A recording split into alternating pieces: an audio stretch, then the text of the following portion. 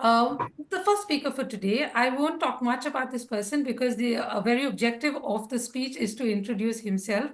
So, without further ado, the only thing that I can say is this person joined the club recently and has been picking up roles. Consistency. So, consistency is the key for the consistency is the key is this person's mantra. So, without further delay, I hand over the stage to Toastmaster Akshayan. Thank you so much, Toastmaster Ronald and Toastmaster Uma.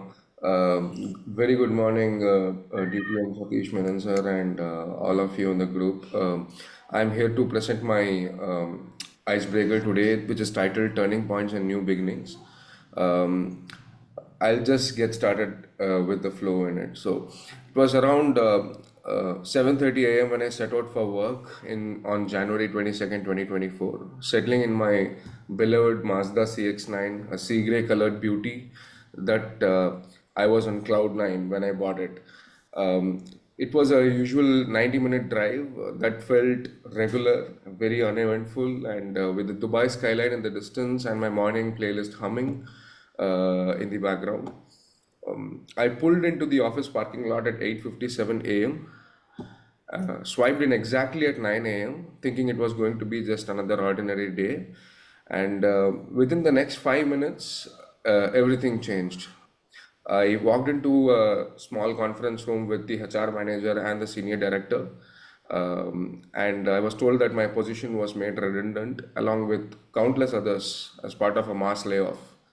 And by 9:05 a.m., most of us were out of a job, blindsided by a business decision influenced by the ongoing Israel Palestine conflict. One moment I was part of a very productive and innovative team, sharing a great camaraderie with my colleagues there. And the next moment, I was turning in my badge and laptop and I was wondering what's next. While my mind was immediately blank, the only next thing I wanted to do was go downstairs and buy a copious amount of pistachio ice cream and stuff it down my throat to process this. So I was essentially born in Chennai, but home was never just a single place for me. My father served with the Indian Defense, and that gave me the opportunity to move across and mingle with crowd across the south and north of India for many years of my younger days. And although the constant relocations were challenging, new schools, new friends, new culture, they all shaped my adaptability and resilience and also expanded my network. And My mother, a homemaker, made every house feel like home, and she kept the family united no matter what the circumstances were. Eventually, I found myself in Kendra Vidyalaya where I flourished, and I discovered my knack for leadership early on, starting with class 8 to class 12, ranging from opportunities like a class leader to house captaincy to school captaincy. Um, One memorable day in grade 9 was where my classmates voted me the house captain. And That vote of confidence from peers and teachers was transformative. I felt included and trusted by my own. And by the time I finished grade 12, these leadership experiences had given me a sense of direction as to where I had to lead myself. And With that in mind, I set the goal of getting into medical, which didn't happen. So I opted to go ahead with something that is more allied to medical field, which is BTech in biotechnology and MTech in food and nutritional biotechnology. When I graduated, which when I completed my post graduation, which was in 2012, the repercussions of the 2008 recession were still on then, and all the funding for setting for by the government for setting up food tech and biotech projects were all diverted towards IT. Therefore, I had to choose a career, pivot into sales and marketing for some time, and then in 2015, I got into IT as a business analyst. Thanks to Mr. Satish Menon there as well. He was a great guiding light there, and I got to know what a business analyst was from him for the first time in my life. I still remember that conversation, Satish sir. Um, Fortunately, I've always had wonderful mentors and colleagues, like I stated, who saw honesty, humility, and reliability in me as assets. The trust that opened doors uh, were for avenues that I didn't even know that existed. One of those key individuals, again, I want to name somebody, was Vanessa, a brilliant South African of Indian descent, whom I met while on deputation from Third World to Fourth South Africa. She would later go on to recruit me to join her team at Johnson and Johnson in Dubai, a move that would completely change the trajectory of my life and career. It was humbling to realize that good relationships and genuine effort can have a ripple effect across your life, leading to new opportunities that you would have never anticipated. That's why the recent layoff came off as a shock. It felt like the rug had been pulled out from under me, but in weeks that followed, I started looking inward. With more time on my hands, I revived my passion for my older hobbies that I had given up, which is music and storytelling. And I found solace in pursuing these activities and discovering a lost part of me. I also focused on my health at this point, where I realized that I was weighing 122 kilograms at this point, and now I have made it to 107 kilos as of this morning. And the journey is still on for me to lose fat while gaining muscles, so that I also enjoy eating what I love whenever I want to. My hope is that by modeling better health and self awareness, I will be showing my son the importance of balance and perseverance. And from my father's disciplined world to the countless pivots and opportunities that shaped my career, I've learned that every setback can be an invitation to grow in ways we have never imagined.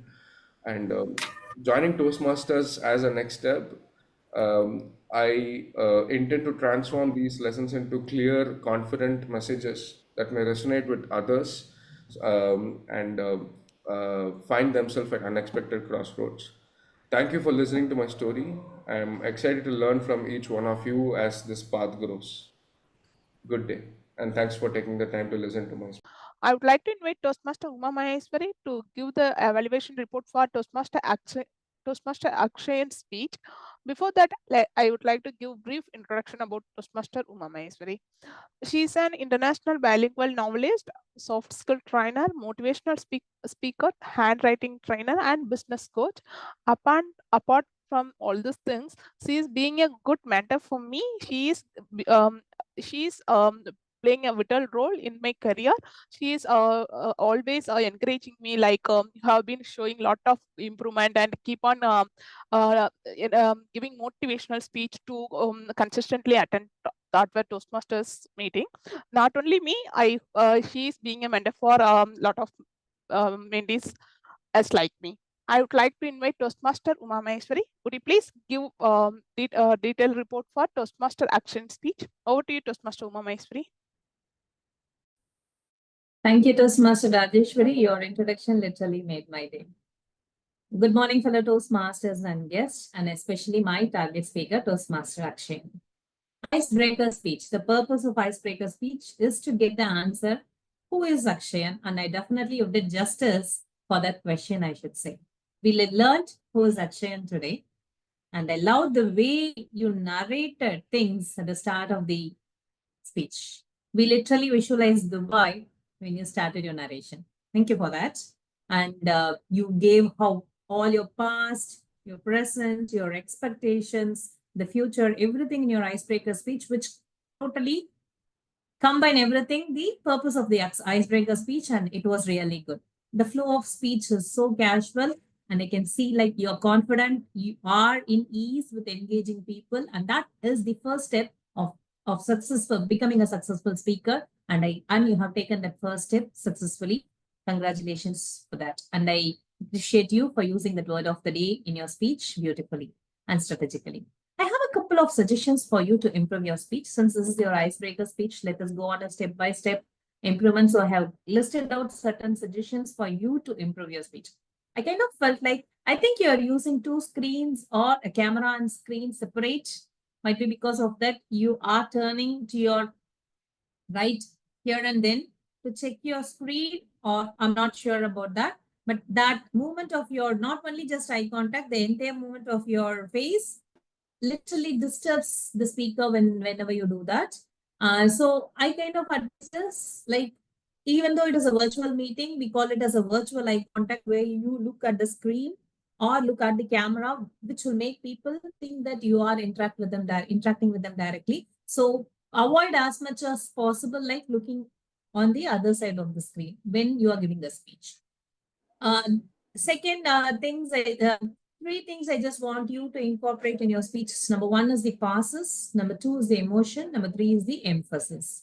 Passes, we used to say it as two types of passes we used to say. One is called the punctual pass, and second is called the dramatic pass. Punctuation pass is something like where and all we are giving the punctuations in our speech when we write it. We used to give a pass. And second, dramatic pass is something like where we need to give a long pause to give a flare of drama or creating intrigueness with the speaker. Like example, when we said you are going to the meeting with the HR, you entered the office in a very happy mood and suddenly you had to go to the meeting with the HR where you can give a pass for us to have a hint of surprise or curiosity what is happening. Second, I kind of felt a little bit of monotonous thing in your speech where you can use an emotion like whenever you felt sad, when you felt surprised, whenever you were angry, whenever you are happy. So try to bring out those emotions in your speech, which will add flavor to the speech. People will get along with your speech when you do that. And emphasizing words here and then will always make the importance of the point. Like when you are saying like can have a ripple effect. You can say can have a ripple effect. That stressing that can make people to understand that ripple effect. So emphasizing the words here and there will make the importance of the points what you're trying to say. And this is not an area of improvement, but I just want you to look into it. Kind of like the speech structure should have a clear order. It could be either chronological or any kind of order. I kind of felt like you started with your thing when you got the layoff and then you went to your past and then you came back to your future expectations. So the order was slightly misleading or jumbling. What I can say is like what the suggestion I can give is like after saying about your the experience in Dubai, yeah, then let us go back to my past. Just a quote or something of that sort saying that for us to get prepared, like what are you going to talk about? So that we will not get confused. So just concentrate on your passes, the emotions, the emphasizing of words, and just look into your speech structures. I'm sure you will go places. My best wishes to you.